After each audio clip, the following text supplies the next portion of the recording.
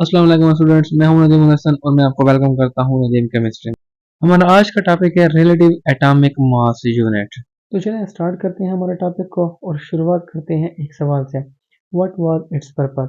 देखिए, relative atomic mass unit जो है वो एक ऐसी यूनिट थी जो कि इस्तेमाल की जाती है मास के लिए, ताकि आप एटम के वजन को एक्सप्रेस कर सकें। अब यहाँ एक और सवाल उठता है कि हमारे पास दूसरी यूनिट्स भी तो हैं, हमारे पास ग्राम भी है, मिलीग्राम भी है, किलोग्राम भी है, तो हमें AMU relative atomic mass unit की जरूरत क्यों पड़ी एटम के वजन को फाइंड करने के लिए? तो चलें दूसरे सवाल की तरफ चलते हैं जो हमें इस चीज का आंसर बताएगा।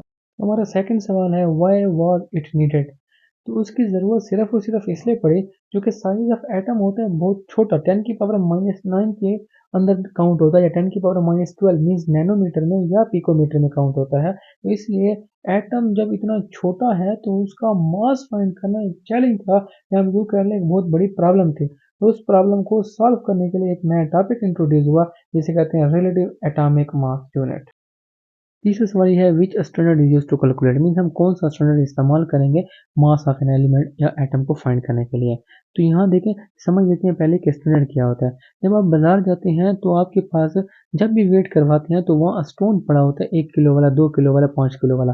बेसिकली उस स्टैंडर्ड से आप क्या करते हैं, चीज़ों को कंपेयर करते हैं और अपना वेट लेते हैं। तो स्टैंडर्ड मीन्स वो चीज़ है जिसकी मदद से आप किसी और चीज़ को कंपेयर करके वेट फाइंड करते होते हैं, वो स्टैंडर्ड कहलाता होता है। अब एलिमेंट की मास को हमेशा फाइंड करने के लिए हम एक स्टैंडर्ड लेंगे, और यहाँ जो हमारा स्टैंडर्ड इस्तेमाल होगा वो कौन होगा?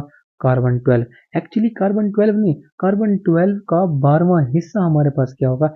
एज ए स्टैंडर्ड इस्तेमाल होगा। अगला सवाल ये है कि why carbon 12 is taken as a standard, कि मास ऑफ कार्बन 12 जो है वो एग्जैक्टली कितना होता है? 12 AMU। मीन्स हम इसके 12 हिस्से कर सकते हैं, और इसका मास हमारे पास फ्रैक्शनल नहीं होता, मीन्स पॉइंट में नहीं होगा, बटे में नहीं होता। बाकी जितने भी एलिमेंट्स हैं, जितने भी आइटम हैं, उन सब का मास किस में होता है? फ्रैक्शन में होता है। और तीसरा reason, due to its abundance, ये दुनिया में अच्छी खासी अमाउंट में पाया जाता है। तो इन तीन रीजन की वजह से कार्बन 12 को क्या लिया गया? स्टैंडर्ड लिया गया।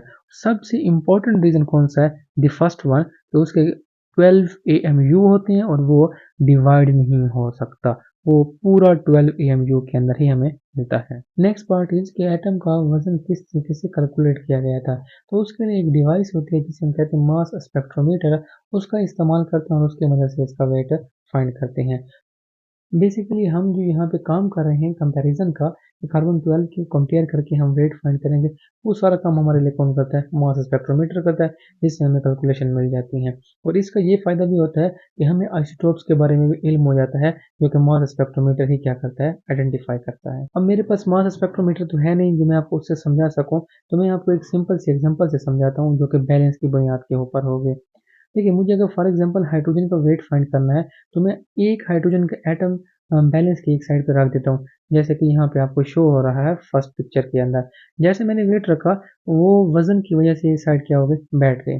अब मैं चाहता हूँ कि मैं इसका वेट फाइंड करूँ, तो मैं कार्बन 12 का जो 12वां हिस्सा है, उस एक हिस्से को उठा के इसके दूसरी साइड पे रखता हूँ। जब मैंने वेट रखा, दोनों का वेट क्या हो गया? बैलेंस। तो इससे मुझे ये पता चल गया कि कार्बन 12 का एक यूनिट इक्वल हो रहा है हाइड्रोजन के एक एटम के बराबर। तो इसका मतलब हाइड्रोजन के एक एटम का कितना वजन होगा?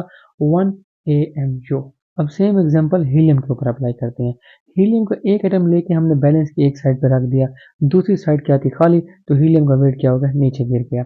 अब मैं चाहता हूँ कि मुझे इसका वेट पता चल जाए, तो मैं कार्बन 12 के जो पीसेज हैं, जो 12 पीस हैं, उनमें से एक पीस जब मैं रखता हूँ, यानी कि एक बॉल मैंने रखी, तो बैलेंस नहीं हुआ। जब मैंने दूसरी बॉल रखी, तब भी बैलेंस नहीं हुआ, दोनों का वेट इक्वल नहीं हुआ। जब मैंने तीसरी रखी और तीसरी के बाद जब चौथी रखी, तब आप देख सकते हैं कि दूसरी पिक्चर में उनका वेट क्या हो चुका है? इक्वल। तो इसका मतलब ये हुआ कि हीलियम के एक एटम का वजन तकरीबन 4 AMU के बराबर होता है। इन द लास्ट मैं यही बोलूँगा, thank you so much for watching me.